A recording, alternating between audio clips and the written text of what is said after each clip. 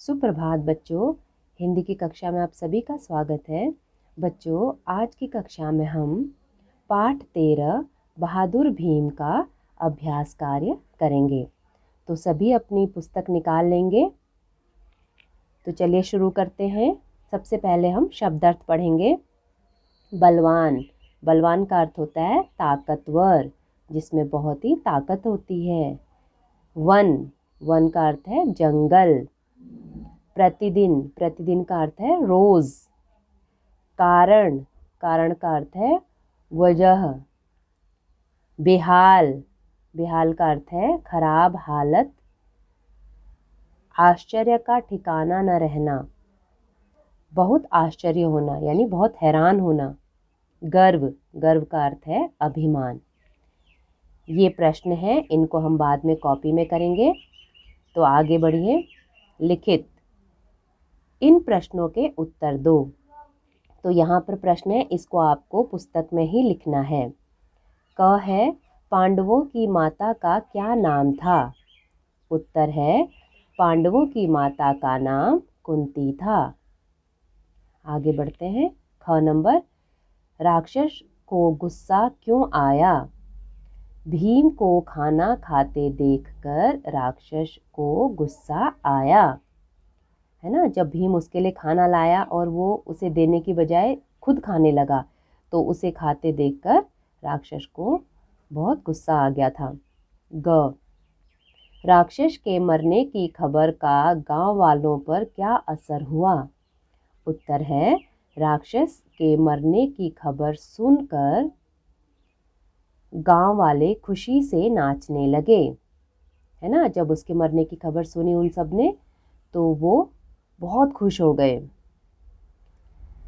चलिए नंबर 2 पर, कहानी में पहले क्या हुआ फिर क्या हुआ, क्रम से नंबर लिखो।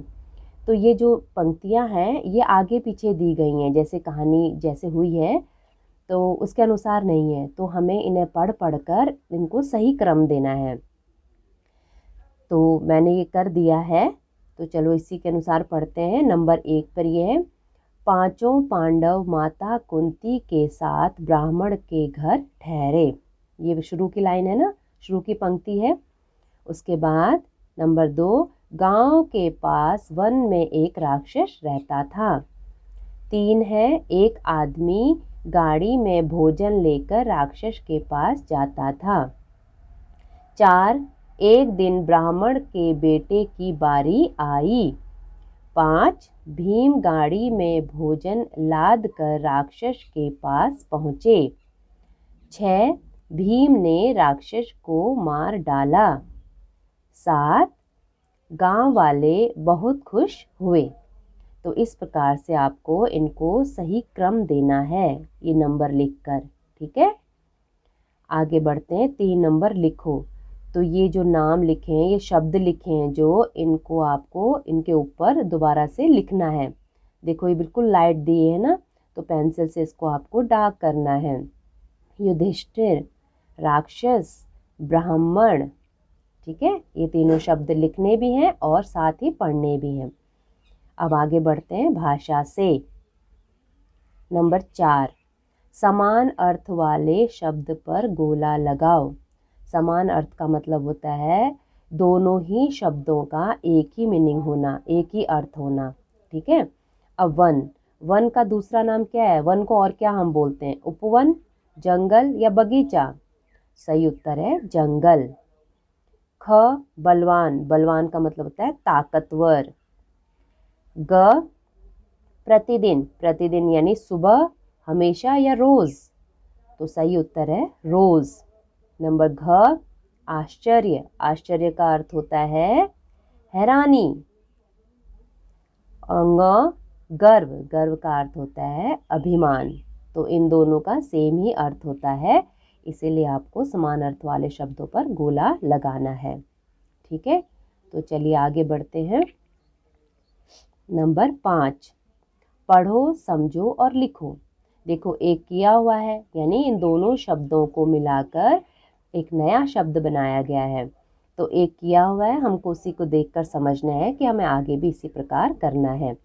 गांव, प्लस वाला, गांव वाला। दाढ़ी प्लस वाला, दाढ़ी वाला। फल प्लस वाला, फल वाला।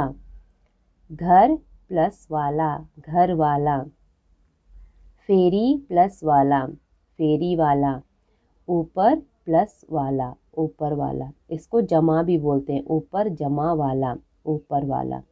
जो प्लस के साइन को हम जमा भी बोल सकते हैं, ठीक है। हिंदी में जमा बोलते हैं, वैसे इंग्लिश का है वो प्लस शब्द, लेकिन मैंने आपको समझाने के लिए बता दिया है। अब 6 नंबर पे आ जाइए। समझो और बोल बोल कर पढ़ो। आपको देखो क्या करना है, इसमें 2 व्यंजन है, एक आधा व्यंजन है, एक पूरा व्यंजन है। उन दोनों को मिलाकर शब्द बनाए गए हैं। जैसे ह के नीचे ये देखो, ह आधा है, म पूरा है। तो ह आधा, उसको ऐसे भी लिख सकते हैं लाइन लगाकर, और ऐसे भी लिख सकते हैं। तो देखो ब्रह्मा, तो ब्रह्मा को हम ऐसे भी लिख सकते हैं। कई बार ऐसे लिखा हुआ आता है ना, तो आप परेशान हो जाते हैं क्या लिखा है, तो इसका यही अर्थ है। इसको 2 तरह से लिख सकते हैं, ब्राह्मण, ब्राह्मणी, ब्राह्मण, ब्राह्मणी। पढ़ेंगे सेम ही, लेकिन लिखने के तरीके अलग अलग हैं। इसी प्रकार ख देखिए, क और श, तो क और श तो संयुक्त व्यंजन है, तो यह श क्षत्रिय का बन गया। तो इससे शब्द बने राक्षस, कक्षा, क्षमा। और स और स, एक आधा स है और एक पूरा स है। मैंने बताया था ना, जिनके नीचे लाइन होती है वो आधा वर्ण बताते हैं, यानी उसका मतलब है वो वर्ण आधा है। तो स और स हो गया, तो आधा स और पूरा स, तो गुस्सा, 80, रस्सी। इसी प्रकार श और च, तो ये च ऐसे बन गया, तो इसमें आएगा आश्चर्य, निश्चय, पश्चात, ठीक है। तो इस प्रकार से आपको ये शब्द देखने को मिलेंगे आपकी पुस्तक में, जहाँ पर भी आप पढ़ते हैं, बहुत जगह मिलते हैं। तो आपको समझ में आ जाना चाहिए कि ये इस तरह से बने होते हैं, ठीक है। तो आगे बढ़ते हैं। 7 नंबर, सही करके लिखो। इसमें आपको क्या करना है, जो ये पंक्तियाँ लिखी हैं, जो वाक्य लिखे हैं, वो थोड़े से गलत लिखे हैं, तो हमको उनको सही करना है। जैसे क है, राजा पांडु के 5 बेटा थे, तो बेटा थे थोड़ी आएगा, बेटा था होना चाहिए, या 5 है तो फिर बेटे थे, बेटे होगा ना। तो राजा पांडु के 5 बेटे थे। ख नंबर, गांव वाले राक्षस से बहुत परेशान था। अब गांव वाले, वहाँ पर बहुत सारे लोग हैं और यहाँ पर लिखा है था, यानी एक व्यक्ति के लिए यूज़ किया है, प्रयोग किया है, तो इसका सही होगा गांव वाले राक्षस से बहुत परेशान थे। ग नंबर, राक्षस को बड़ा गुस्सा आई। अब बड़ा गुस्सा आई थोड़ी होगा, राक्षस को बड़ा गुस्सा आया। सॉरी। घ, दोनों में जमकर लड़ाई शुरू हो गया। अब लड़ाई शुरू हो गया नहीं होगा, दोनों में जमकर लड़ाई शुरू हो गई, ठीक है। इस प्रकार इनको सही करके इनके नीचे लिखने हैं। आगे बढ़ते हैं। ये देखिए, अब इनमें अब करने की बारी, ये बाकी चीज़ें तो हम कक्षा में करेंगे, और जो लिखने वाला है वो लिख लेते हैं। वैसे अभी आपने पढ़ी भी है ना, अभी मैंने कहा था ना, आपने देखी अभी हाल ही में महाभारत टीवी में भी आई थी, तो हो सकता है बहुत बच्चों ने देखी और बहुतों को थोड़ा बहुत आंसर भी पता होंगे। तो चलो इसको कर लेते हैं। पांडु के भाई का नाम, पांडु का जो बड़ा भाई था उसका क्या नाम था, धृतराष्ट्र, ठीक है, जिनको दिखाई नहीं देता था। सबसे बड़े तीरंदाज कौन थे, अर्जुन। कौरवों में सबसे बड़े भाई का नाम दुर्योधन। वह स्थान जहां महाभारत की लड़ाई हुई थी, कुरुक्षेत्र। अर्जुन के सारथी का नाम श्री कृष्ण, जो कृष्ण भगवान थे वो अर्जुन के सारथी बने थे। सारथी कौन होता है, जो रथ चलाता है, ठीक है। तो श्री कृष्ण बने थे अर्जुन के सारथी। कौरव पांडव के गुरु का नाम, उनका नाम था द्रोणाचार्य। तो बच्चों, इस प्रकार ये आपका अभ्यास कार्य समाप्त हो गया है। तो आप भी इसे अच्छे से पहले देखेंगे, फिर उसके बाद आप इसको अच्छे से अपनी पुस्तक में करेंगे साफ़ सुथरा। ठीक है, करने के बाद चेक करेंगे, फिर उसी के बाद ही आप इसको ग्रुप में सेंड करेंगे।